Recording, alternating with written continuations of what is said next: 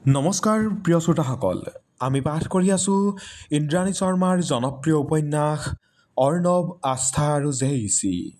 এয়া ৫ আৰু ৬ নং খণ্ড। আশা কৰিছোঁ আপোনালোকে আদৰি ল'ব। দেউতাক বিদায় দি ৰুমত আহি জোৰেৰে কান্দিলোঁ। দুখ, ভয় চব একেলগে বৈ গৈছে। কিন্তু নিশা যেন এটা শিলৰ মূৰ্তি মাথো তললৈ মূৰ কৰি বহি আছে। আচৰিত হৈ সুধিয়ে পেলালোঁ মই, তোমাৰ ঘৰলৈ মনত নাই পৰা? ঘৰ? সেইটো কি বস্তু? মইতো জাষ্ট এটা বিল্ডিঙত থাকোঁ, য'ত কাৰোৰে কাৰো বাবে সময় নাই। মইতো ইয়াত মুকলিকৈ জীয়াই থাকিবলৈ আহিছোঁ, জীৱন বিচাৰি আহিছোঁ। মই ঘৰৰ পৰা আঁতৰি মোৰ সৈতে থাকিবলৈ আহিছোঁ। আৰু আৰু বিচনাৰ পৰা উঠি গৈ সাৱটি ধৰিলোঁ নিশাক। পাগলৰ দৰে কান্দিছে তাই মোৰ বুকুত মূৰ গুজি। পাৰ ভাঙি বৈ আহিছে অভিমানবোৰ। দুয়োজনীয়ে কান্দিছোঁ, কিন্তু সম্পূৰ্ণ বিপৰীত কাৰণত। য'ত মই এইটো ভাবি কান্দিছোঁ যে মা দেউতাৰ মৰমবোৰৰ পৰা আঁতৰি কেনেকৈ থাকিম, তাত নিশাই কান্দিছে কাৰণ তাই আঁতৰি অহাটো কাৰোৰে বাবেই দুখৰ বিষয় নহয়। মা দেউতাৰ কেতিয়াবাই ডিভোৰ্চ হৈছে। আই ৱাজ জাষ্ট 5, ইউ ন'। মাৰ পুৰণা প্ৰেমিক ঘূৰি আহিছিল তেওঁৰ জীৱনলৈ। দেউতাই কথাবোৰ গম পোৱালৈ বহুত পলম হৈ গৈছিল। তেওঁলোকৰ দৈনিক কাজিয়া হৈছিল। আৰু তেনেকৈয়ে এদিন মা গুচি গৈছিল মোক এৰি। দেউতা ভাগি পৰিছিল। মদ আৰু কামৰ মাজতেই ডুবি থাকিছিল। আৰু মই চাকৰ নাকৰ আৰু পুতলাবোৰৰ মাজতেই ডাঙৰ হৈছিলোঁ। I am not as lucky as you, Astha. My life is messed up. Hell is another word for it. বহুত সময় তেনেকৈয়ে পাৰ হৈ গ'ল। এনেৰে দুৱাৰত নক কৰা শুনি উঠি গ'লোঁ। আমাৰ ৰুমলৈ আহা। কাষৰ ৰুমৰ বাগৰাকীয়ে মাতি থৈ গ'ল। চকুপানী মচি মুখখন ধুই বাগৰাকীৰ ৰুমত গ'লোঁ। প্ৰায় 12জনীমান ছোৱালী নতুনকৈ অহা আৰু বা 3গৰাকী আছিল। মই Priyanka, she is Samiksha, and she is Indrani. আমি তোমালোকৰ ছিনিয়ৰ, MCA 3rd ছেমিষ্টাৰ।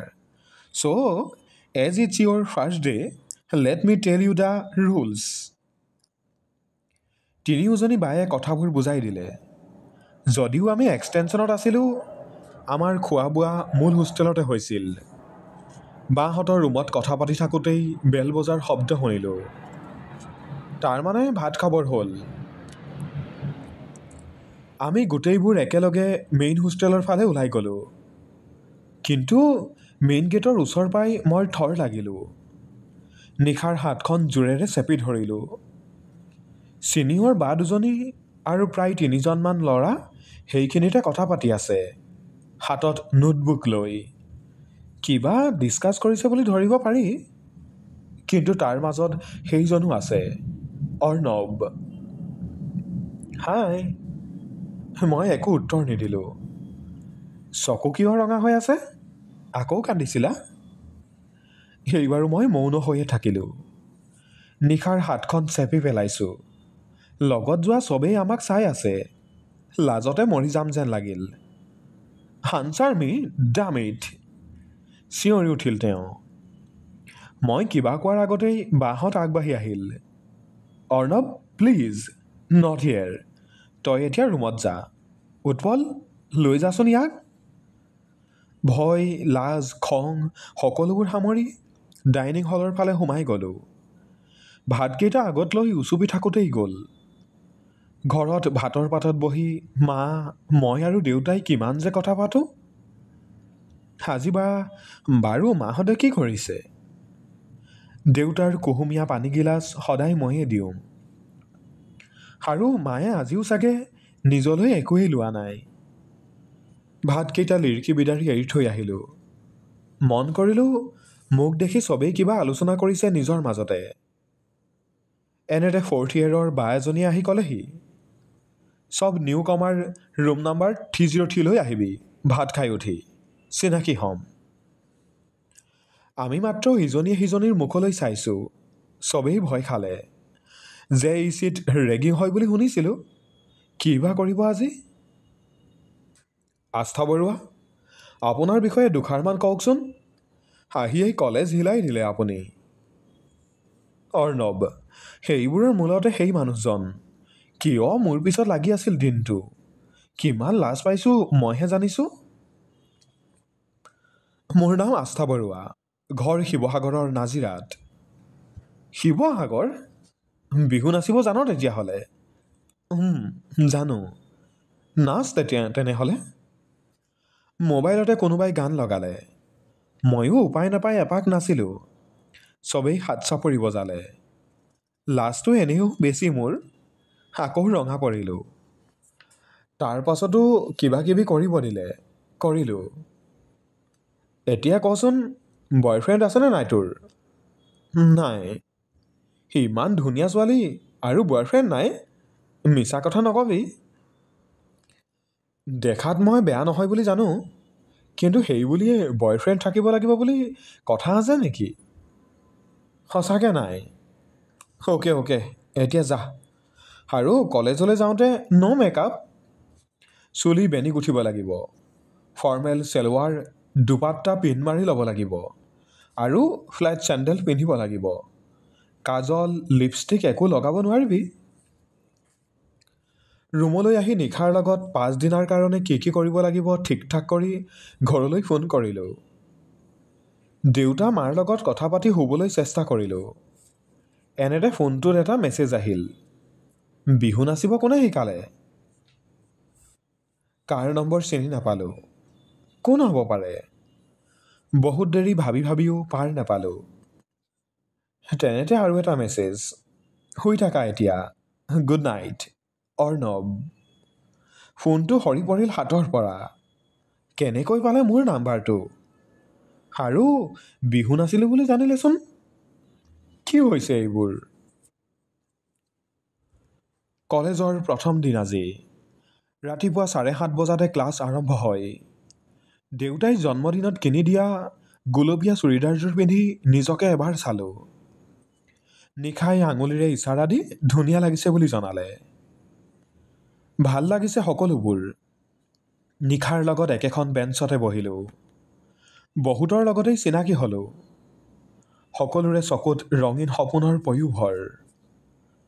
4টা ক্লাছ যোৱাৰ পাছত লাঞ্চ ব্ৰেক। নিশা, মই, ৰাজি আৰু টিনা আমি চাৰিওজনী একেলগে ওলাই আহিলোঁ। ক্লাছৰুমৰ সন্মুখত বহুকেইজন ছিনিয়ৰ ৰৈ আছিল। বুজি পালোঁ, আকৌ ৰেগিং হ'ব। আস্থা বৰুৱা কোন হয় ইয়াত? ভয় লাগিল। বতাহত কলপাত কপাৰ নিচিনাকৈ কঁপিছোঁ। মই। এইফালে আহা। আৰু বাকী চব আকৌ ৰুমত সোমা। ইমান জল্দি ক'ত পলাইছ হা? নিশাই মোৰ হাতখন এৰি দিলে। মোক এৰি আটাইকেইজনী আকৌ ক্লাছৰুমত সোমাল। মই দাদা এজনৰ পিছে পিছে দীঘল বাৰাণ্ডাখনেৰে গৈ আছোঁ। বিল্ডিংটোৰ একেবাৰে শেষত এটা ৰুম আছে, একেবাৰে আওহতীয়া। কোনো নাই সেইফালে। হয়তো খাবলৈ গ'ল চব। মনে মনে খুব ভয় খালোঁ। কিয় আনিছে মোক ইয়ালৈ? দাদা, কিয় মাতিছে মোক ইয়ালৈ? গম পাবা ৰ'বা। ৰুমটোত সোমাই বুজিবলৈ বাকী নাথাকিল। খিৰিকী এখনত আউজি ৰৈ আছে তেওঁ। মোৰ ফালে চাই বিজয়ৰ হাঁহি এটা মাৰি আগবাঢ়ি আহিল। তেওঁৰ লগৰ আৰু দুজনমান দাদা বাইদেউ আছিল লগত। নিজকে কিবা অদ্ভুত লাগিল। খং, লাজ, কি ভাৱ হৈছে বুজাব নোৱাৰোঁ। তেওঁ আহি একেবাৰে ওচৰত ৰ'লহি। মই দুখোজ পিছুৱাই গ'লোঁ। কিয় মাতিছোঁ নুসুধা? কিয়? এনেই। খং উঠিছে? আপোনাক কেলেই? প্ৰচণ্ড খং এটাই হেঁচা মাৰি ধৰিছিল। মুখৰ পৰা কি ওলাইছে গম নাপালোঁ। ইমান এটিটিউড কিহৰ হা? ছিনিয়ৰ হয় তোৰ। কথা কেনেকৈ ক'ব লাগে নাজানো নেকি হা? তেওঁৰ লগৰ এগৰাকী উঠি আহিল। অৰ্ণৱক তেনেকৈ কোৱাৰ বাবে তেওঁৰহে বেছি খং উঠা যেন লাগিল। মই আজি কন্দা নাই। যিমান পাৰোঁ চেপি ৰাখিছোঁ। অৰ্ণৱক চৰি ক। চৰি, এনেকৈ নহয়, কাণত ধৰি ক। নাই, নোৱাৰি, সিমান অপমান সহি থাকিব নোৱাৰি। নধৰোঁ। তোক অপশ্যন দিয়া নাই, মিছ ইউনিভাৰ্ছ, অৰ্ডাৰ দিছোঁ। কাণত ধৰ আৰু চৰি ক, নহ'লে দিনটো ইয়াৰ পৰা যাব নোৱাৰিবি। অৰ্ণৱৰ ফালে চালোঁ। নাই, একো ইম'শ্যন নাই। এবাৰ হ'লেও কোৱা নাই নালাগে বুলি। আৰু বেয়া লগা হ'ল তেওঁক, বহুত বেছি বেয়া। উপায় নাই, কৰিব লাগিবই। দুইখন হাতেৰে কাণত ধৰিলোঁ। এইবাৰ নোৱাৰিলোঁ, শুকাই কান্দিছোঁ। লাজ, অপমান, অভিমান চব একেলগে চকুপানী হৈ বৈ আহিল। চৰি কৈয়ে দৌৰি গুচি আহিলোঁ তাৰ পৰা। নিজকে বৰ অসহায় লাগিল। কোনো নাই ওচৰত। কেনিও নোচোৱাকৈ হোষ্টেলৰ ফালে বাট ল'লোঁ। কোনোবাই মাতিছে পিছফালৰ পৰা, কিন্তু মই নাচালোঁ। JECৰ প্ৰথম দিনটোলৈ বহুত কল্পনা কৰিছিলোঁ। এনেকুৱা কিয় হ'ল? ৰুমত সোমাই বহুত পৰত কান্দি থাকিলোঁ। নিশা আহি বুজালে কিবা কিবি। মূৰত একো সুমোৱা নাই মোৰ। ভাত খাবলৈও নগ'লোঁ। ভাত নোখোৱা যদি মেগী লৈ আনো। নাখাওঁ। অ'কে, নালাগে খাব। এই জুইচটো খোৱা আৰু ব'লা, নেক্সট ক্লাছটো আৰম্ভ হ'বই, আৰু 15 মিনিট আছে। চকুকেইটা ৰঙা পৰি আছে। মুখখন ধুই চুলিখিনি ঠিক কৰি ওলাই আহিলোঁ ক্লাছ কৰিবলৈ। অৰ্ণৱ ৰৈ আছে গেটৰ সন্মুখত। বেয়া পালা? নাই। সঁচাকৈ কৈছা? দেৰি হৈছে, যাবলৈ দিয়ক। মইতো তোমাক ধৰি ৰখা নাই, আৰু যেতিয়া ধৰিম কোনেও আঁতৰাই নিব নোৱাৰে, তুমি নিজেও। কথাটো কি অৰ্থত ক'লে নুবুজিলোঁ, কিন্তু গোটেই তেজবোৰ আহি গালখনত থুপ খোৱাৰ দৰে লাগিল। নিশাই চকুটিপ মাৰি হাঁহিলে। বেছি ভাবিলে পাগলহে হ'ম। ঐ আস্থা। পিছফালৰ পৰা কোনোবাই মতা শুনি ঘূৰি চালোঁ। ওখ ক্ষীণ ল'ৰা এজন। চুলিখিনি অলপ জপৰা, কিন্তু হাঁহিটো মৰম লগা।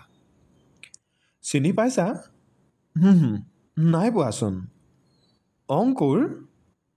অংকুৰ? আমি একেলগে টিউশ্যন কৰিছিলোঁ ভাস্কৰ ছাৰৰ ওচৰত। পাইছোঁ। তুমি ইয়াত বুলি জনাই নাছিলোঁ। কি ব্ৰাঞ্চ? মেকানিকেল। তোমাৰ? Computer science. বঢ়িয়া, লগ পাই থাকিম তেন্তে। নাম্বাৰটো দিয়া তোমাৰ। আমাক কথা পতা দেখি কোনোবা জ্বলিছে, আৰু মই খুব আনন্দ পাইছোঁ। নম্বৰটো দিয়াৰ পাছতো অলপ সময় জানি বুজিয়েই বেছিকৈ কথা পাতিলোঁ অংকুৰৰ সৈতে। ভাল লাগিল চিনাকি কাৰোবাক লগ পাই। মনটো মুকলি লাগিল। অৰ্ণৱৰ ফালে এবাৰো নোচোৱাকৈ ক্লাছত সোমালোঁ। প্ৰিয় শ্ৰোতাসকল, পৰৱৰ্তী খণ্ড শুনিবলৈ আমাৰ সৈতে সংযুক্ত হৈ থাকিব। ধন্যবাদ।